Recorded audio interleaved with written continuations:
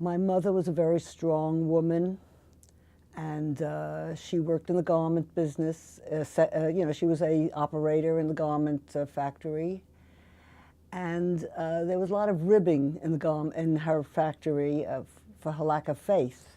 She was very open about it. But I had gone to Kinderwelt, which was a Yiddish camp, and I wrote her letters in Yiddish.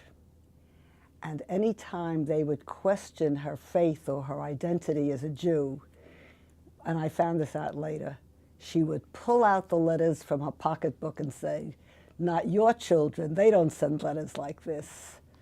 So there was a great deal of pride in the fact, and pride, joy. It was all, Yiddish was very celebrated.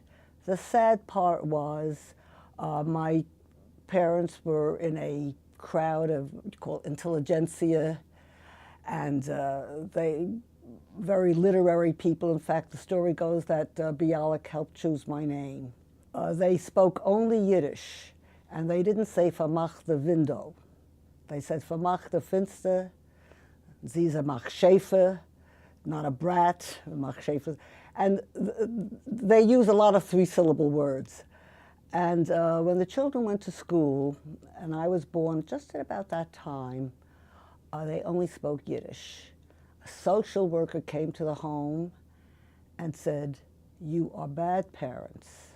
You're in America, your children are American, and you should speak English." And they did try. And I really think that I have a problem with syntax because I didn't get real English at home. Whatever. And eventually my sister and brother did very well, but they never spoke Yiddish. They didn't speak Yiddish. They didn't love it the way I did. And I always felt that I missed out on not knowing it and not being brought up with that fluency.